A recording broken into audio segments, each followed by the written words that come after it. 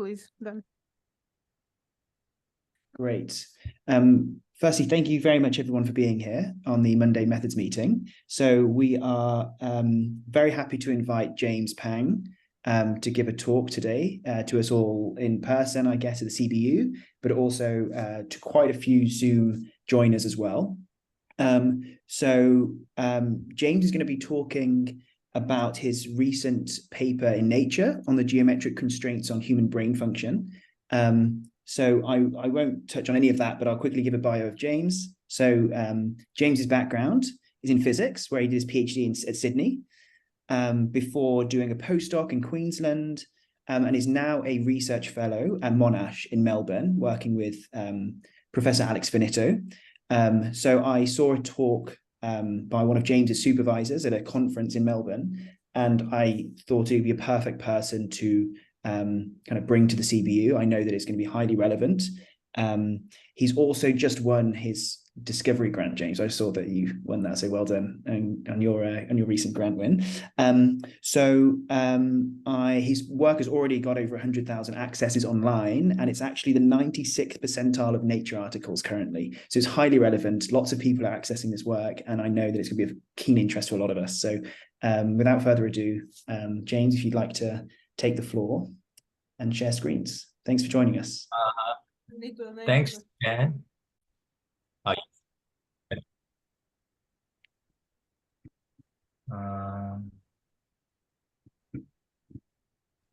Does that work?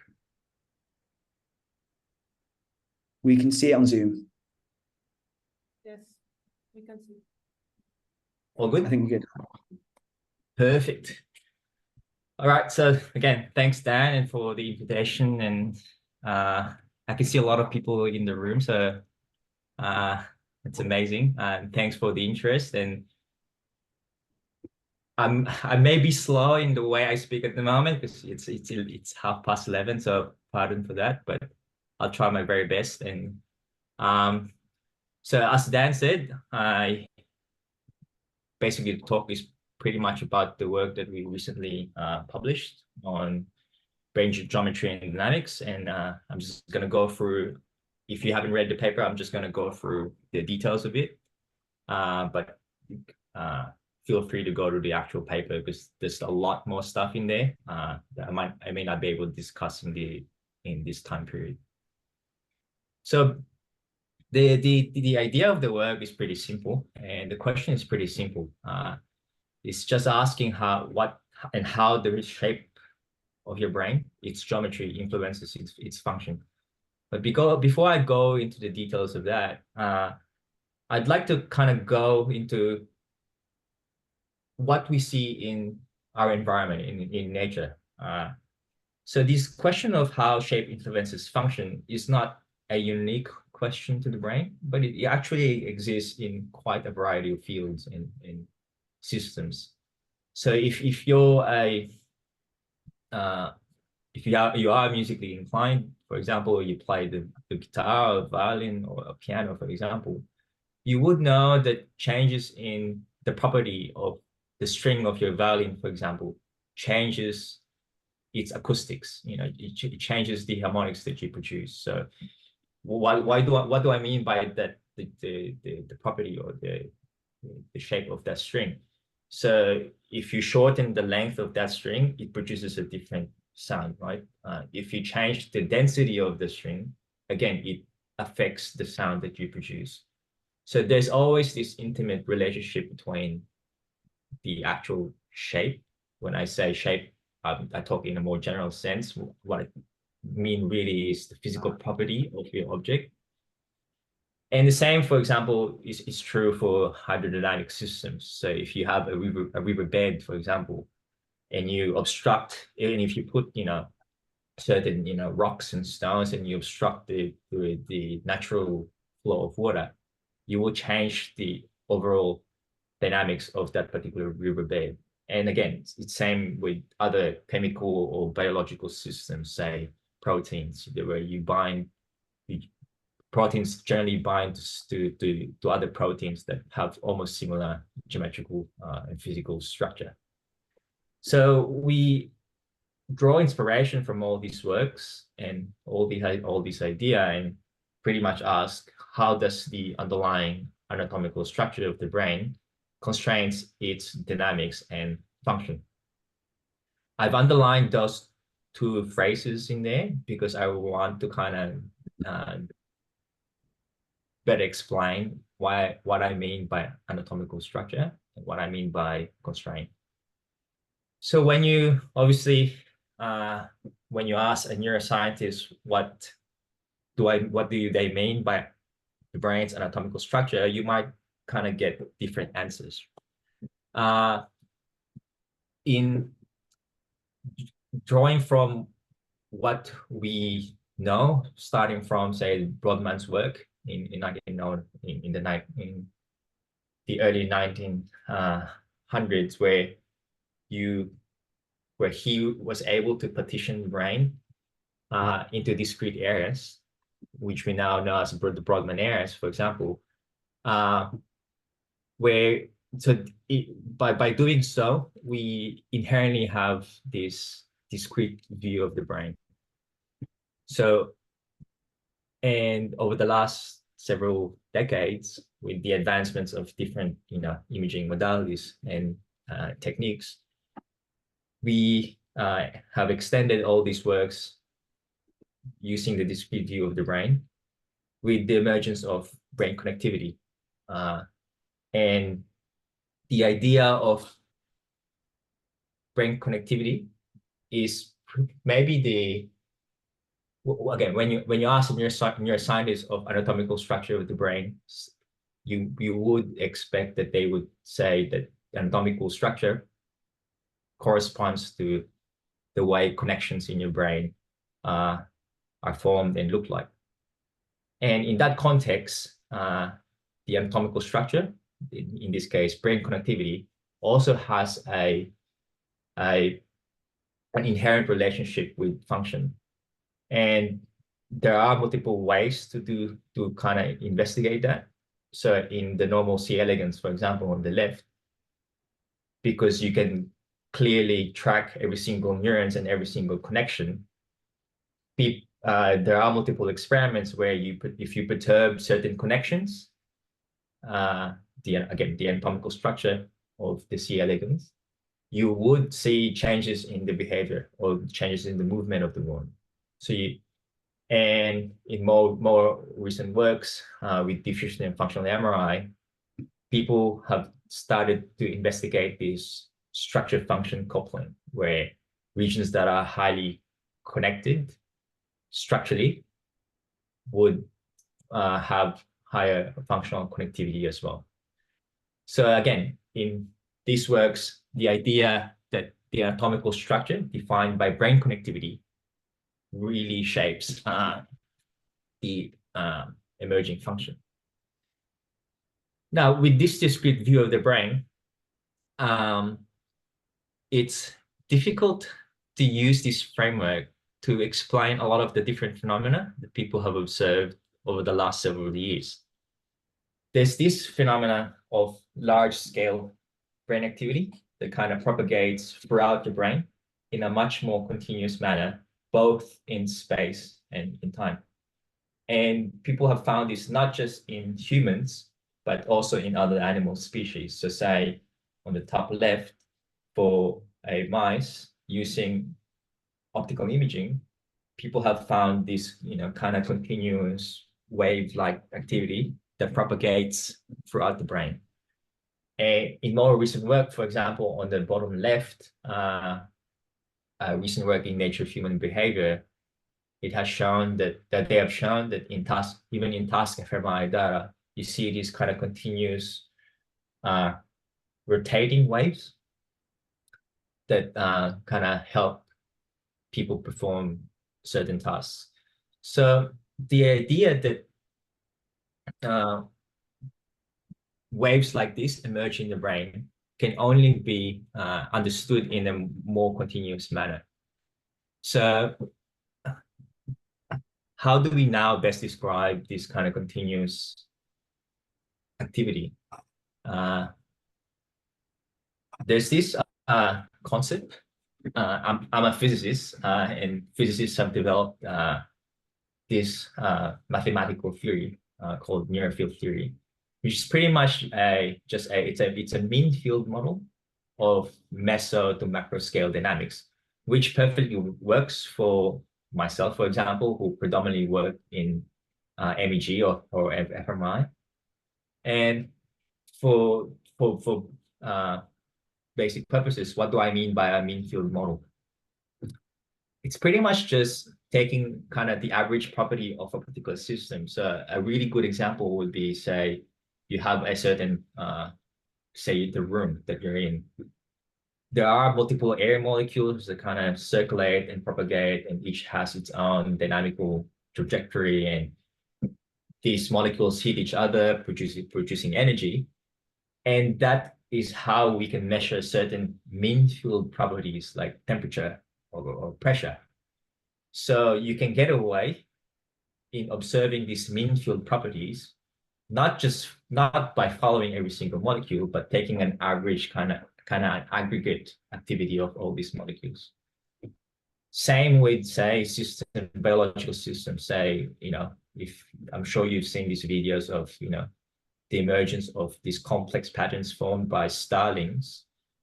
Again, you can track every single movement of the starling, but you can clearly see that there's a mean field activity that these starlings follow, right? You can clearly see the overall trajectory.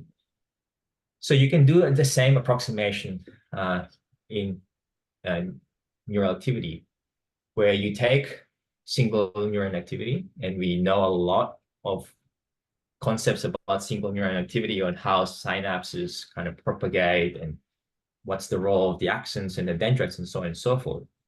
But you can aggregate these single neurons into clusters and populations, and you can now kind of quantify the overall activity of that neuron population by taking the average synaptic response or the average dendritic response and so on and so forth. Again, there's a rich literature on this kind of concept. So I highly encourage people to kind of read into this body of work. So in near field theory, inherently has this kind of aggregating of activity. And more importantly, it relies on a really simple connectivity kernel. So certain populations are connected in a much more simpler way that only focuses on a very localized activity and connectivity that follows an exponential decay. That means the closer the populations are, the stronger the connectivity would be. And why a local and exponentially decaying connectivity? There are a lot of empirical evidence that these two types of connectivity actually really exist in the brain. So for example, on the left, I'm showing you a cytoenzymatic architectonic map across the different layers. You can clearly see that there's actually a lot of local and lateral connections in the different layers. So these local and lateral connections are kind of missed out if you try and partition the brain and make kind of discrete boundaries. And in terms of the exponential decaying connectivity, if you just say use diffusion MRI, and if you plot the weight as a function of wavelength distance, for example, you will see this exponential decaying footprint. It's a straight line in here because it's in logarithmic scale. But you can clearly see that it follows that footprint. And in addition to that, you will have, I wouldn't call them outliers, but you will see that there are certain, connections that don't follow this footprint.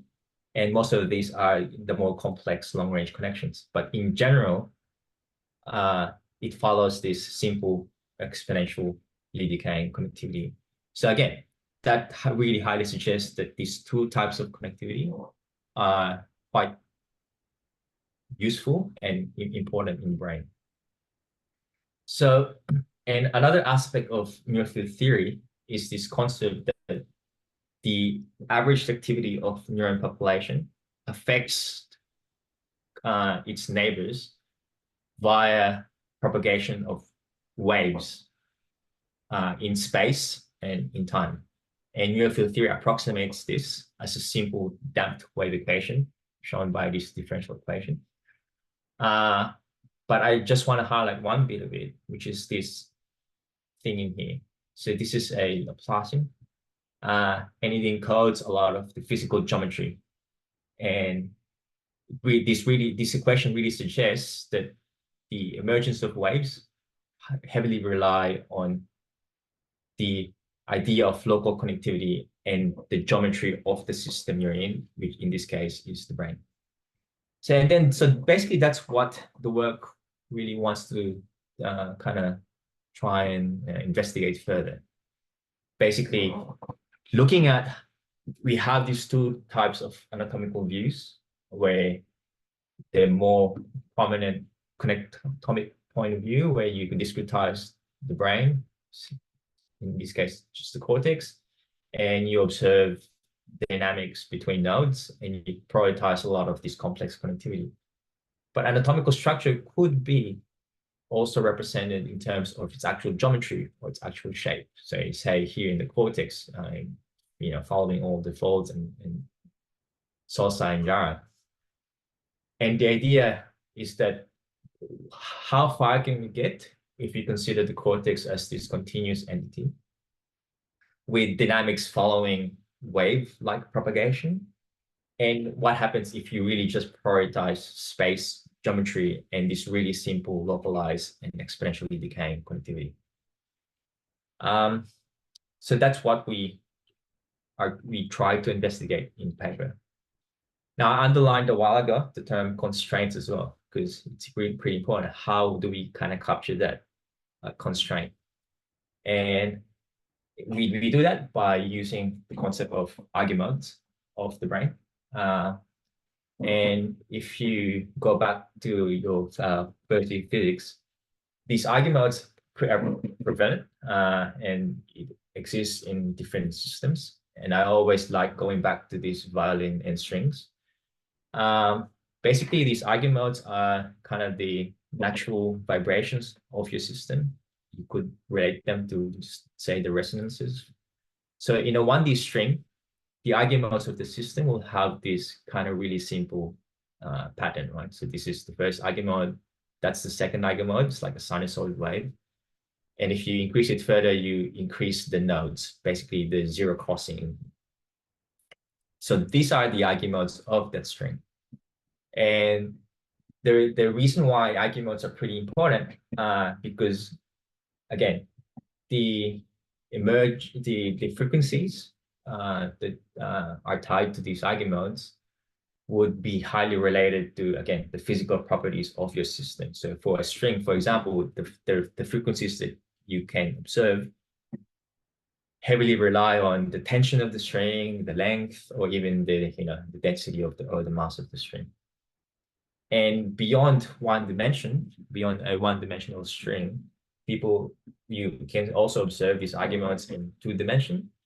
I'm sure you've seen this video of what we call a Chladni plate, where you put sand on this particular plate and you vibrate that plate in certain locations and frequencies, and you would see the emergence of these really cool 2-dimensional patterns. And these patterns correspond to the arguments of that particular plate, not the sand. And in practical terms, engineers also use arguments to kind of predict certain behaviors of systems.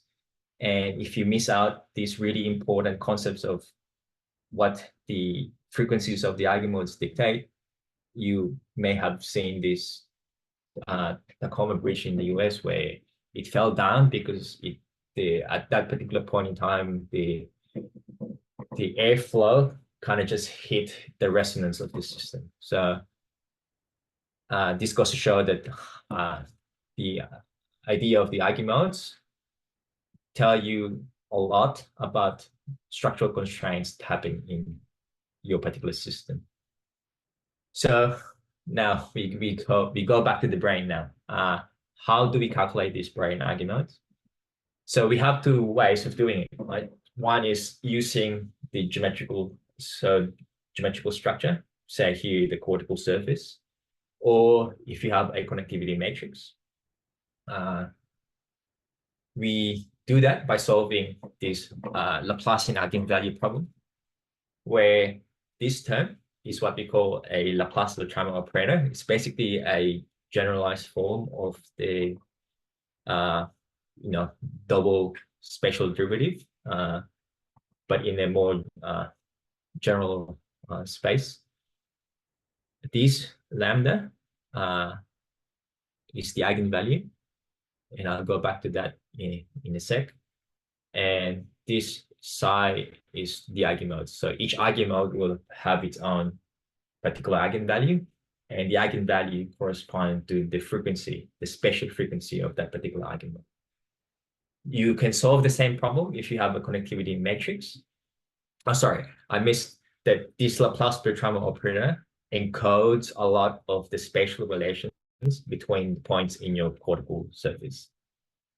Now, if you have a connectivity matrix, you still solve the same problem, the same eigenvalue problem, but instead of a Laplace-Beltrami operator, you approximate it in a variety of ways. The most common would be a graph Laplacian. It's like a typical Laplacian where you quantify the degree and the adjacency and so on and so forth.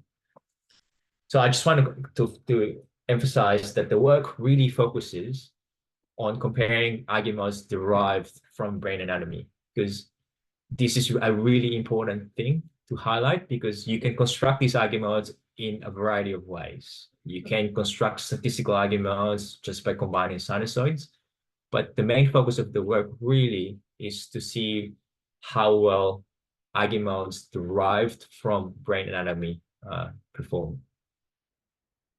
So in the work, we compared 3 types of eigenmodes. One derived from the geometry, cortical surface, that relies really on this localized activity. One is the connectome, where we use diffusion MRI to construct a high resolution connectivity matrix. So it's a matrix on a vertex by vertex level, which incorporates a lot of these kind of long range connections. What we also tested another concept of the exponentially decaying connectivity. So what we did was to construct this synthetic connectome following a simple stochastic wiring process. So we just generated a synthetic connectome where connections follow this exponential function. And again, as I said, this exponentially decaying connectivity exists not just in humans, but also in other animal species. So for example, on this plot, this is the probability of connections as a function of distance in, if I remember correctly, the macaque cortex. The reason why we constructed the eigenmodes of this type of connectivity is we wanted to test what really is the contribution of this exponentially decaying light connectivity.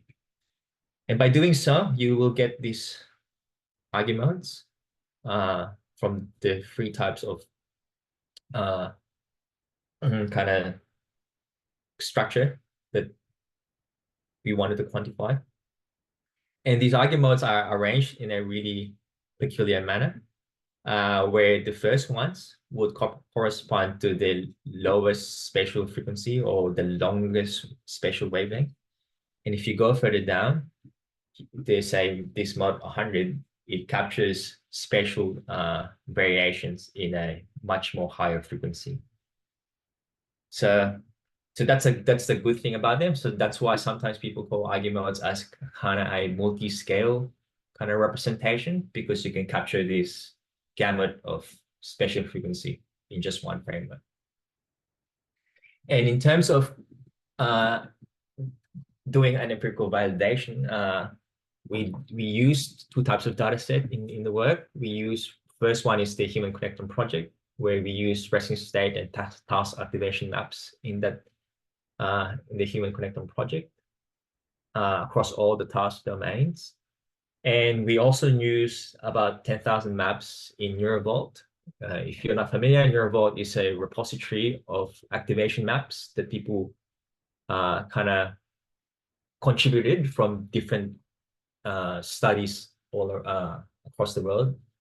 And you get, these thresholded and unthresholded maps for quite a diverse set of tasks.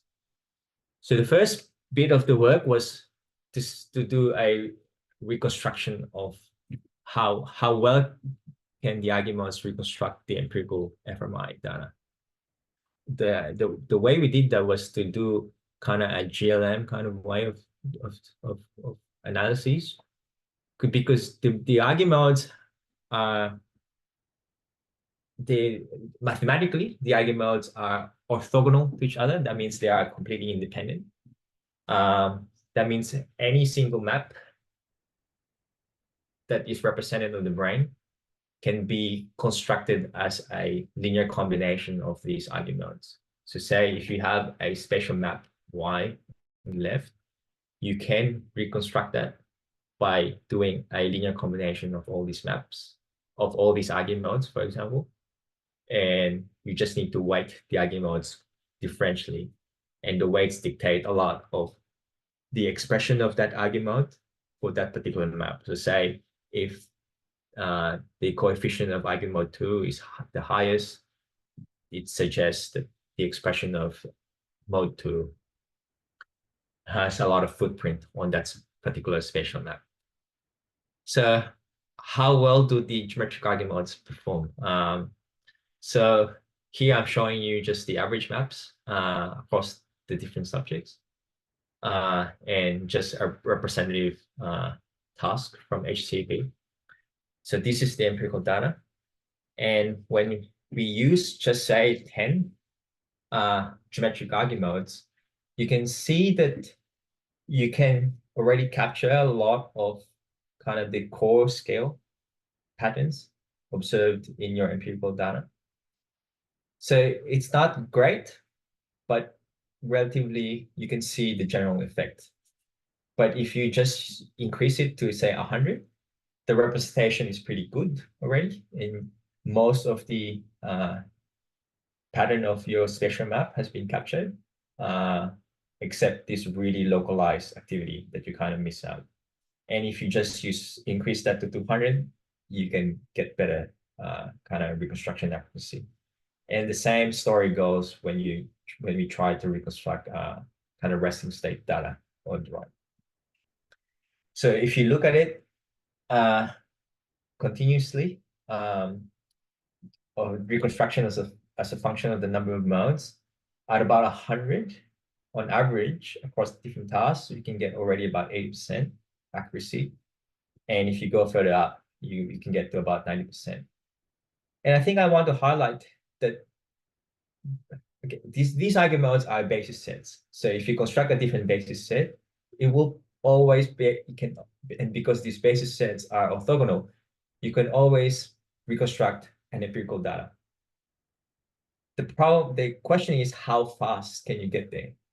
And in this case, 200 because we're using everything in a high resolution sense. So we're doing all the analysis in the surface on a vertex level.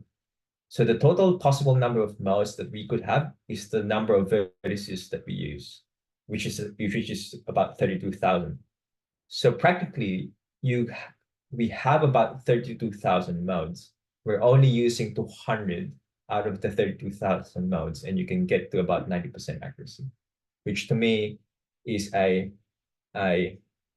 good metric for the parsimony of the geometric eigenmode model.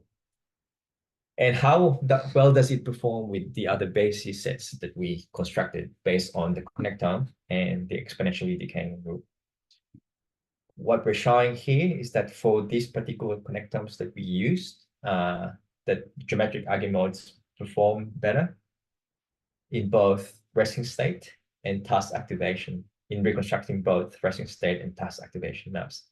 And I really want to highlight this point of the EDI, which is the blue curve in here, that the performance is really quite close, really suggesting that even though it's a synthetic connectome, but if you follow the exponentially decaying footprint, you can go pretty far with it, highlighting its importance. So, so that's cool. I think I might skip this in the because of time constraints. I want to go straight into this wave dynamics. So the question a while ago was pretty. It's just asking how well can the eigenmodes reconstruct the data. But the problem there is you still need the empirical data to kind of calculate these weights.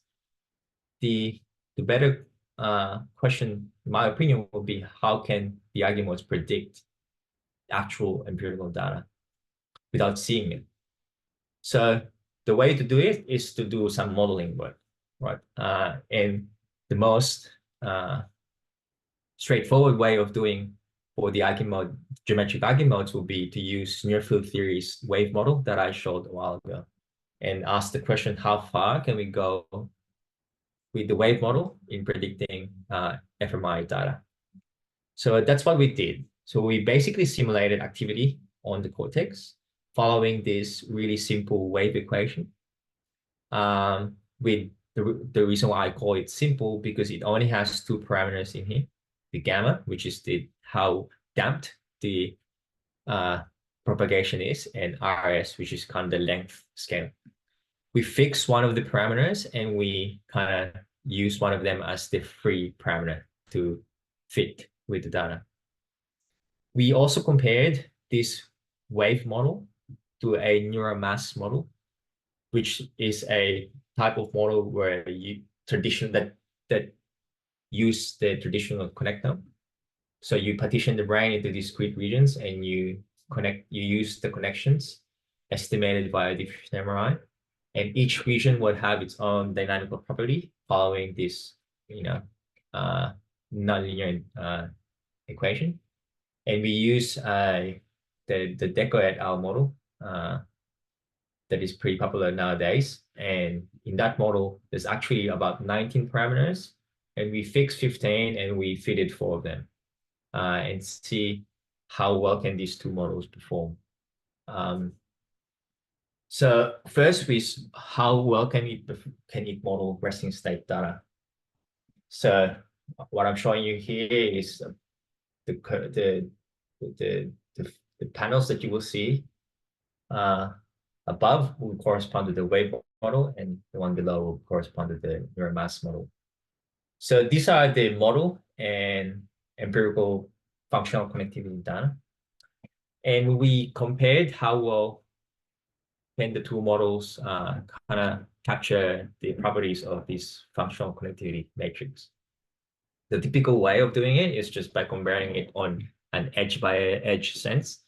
So showing here the comparison of how well can the model predict every single kind of element of that matrix. And you can see that both models perform almost similarly. You can also do a node wise FC. So you take an average FC. So kind of like the average strength. And you can see that the wave model just marginally outperforms the neural mass model. And you can also calculate some dynamical aspects of so instead of taking a time average FC, you take a kind of a dynamic FC and try and capture how well you can kind of estimate the statistical properties through time. And that's through this metric that people call functional connectivity dynamics, FCD. And if you calculate the distribution of phases, the closer you are to the empirical data, the better. So you can see that the wave model produces phase distributions that are much closer to the empirical data. So what do these all mean? you can see that a really simple wave model with one single parameter can perform almost as good, or sometimes even better, than a neural mass model that relies on more parameters and relies on more complex data sets like diffusion MRI, because the wave model only required the cortical surface, so the geometry, the eigenmodes, and pretty much just the wave equation, and you can go really far with it. And we also did kind of a stimulus evoked activity where we stimulate the visual cortex in here. We kind of just ping it and just let it go. And we observe this kind of wave that propagates throughout the brain. And we've observed that if you really look closely, and maybe I'm biased because I've looked into these videos kind of 1,000 times, you can clearly see that when we ping the visual cortex, it starts to separate into these two streams, the ventral and dorsal stream, which is pretty popular in the visual neuroscience world, because these two streams kind of encode kind of different information. So it's pretty cool that we can observe that effect just by how the wave propagates in your cortex. And we also compared it to the visual hierarchy. So John Murray had this paper in 2014 and 15, where they followed, say, the typical Van Essen visual hierarchy of the macaque cortex and looked at how the activity kind of hierarchically moves in time. So what do I mean by that? It's that certain regions get activated first, and it activates the next region in a kind of a sequential hierarchical manner. And we did the exact same experiment. We using the visual stimulation, and we took regions that kind of correspond to the visual hierarchy of the macaque cortex, and we see the same effect, this sequential activation of these regions. And if we compared the time to peak of those curves with a typical proxy of hierarchy, say T1, T2 weighted data, we see a really strong effect. And lastly, the work we also, obviously the brain is not just the cortex, we also did a subcortical analysis. So we calculated subcortical eigenmodes, but instead of, obviously in the cerebral cortex, you don't have a surface per se, because it's a bigger three-dimensional object. So what we did was to take volumetric masks of these subcortical areas and calculated the eigenmodes from there. And I have the codes to do it. That I'll show you the link in a while. And you can get these eigenmodes. And what we did was to compare that to people, a really low dimensional kind of calculation of resting state fMRI. I'm not going to go into detail, and I'm sure you've heard of this term gradients. So what we did was to compare the modes and the gradients, and we see this, say in the thalamus, we see this really high correspondence between the geometric modes and the resting state fMRI gradients. And it's quite remarkable, the correspondence. And we see the same effect for the different subcortical regions, really suggesting that geometry constrains a lot of the function, even in the subcortex.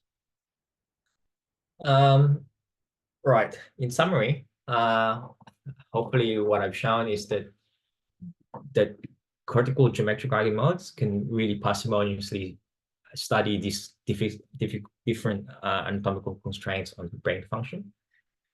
It confirms a lot of the predictions of neurofield theory. It's very parsimonious, and it highlights the importance of treating the brain as this really,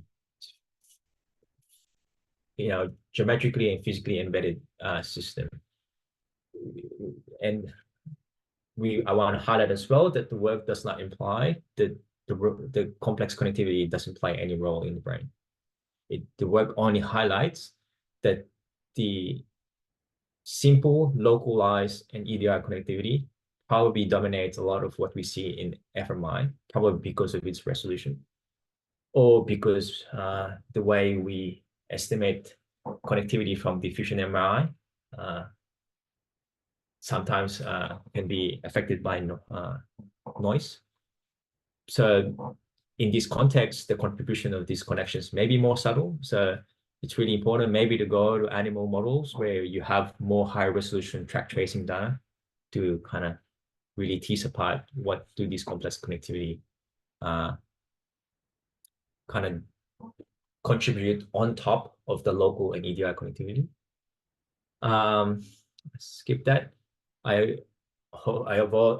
We've also shown that, again, traveling waves shaped by the geometry are sufficient to explain a lot of physiological phenomena, and that the geometric constraints exist in both the cortex and the subcortex. And the beauty of it is we're just using a really simple single approach of the arguments. And that's pretty much it. Thanks for the attention, and you can go to the paper and the GitHub page if you're interested to go into the more details and maybe apply it to your context. Thanks.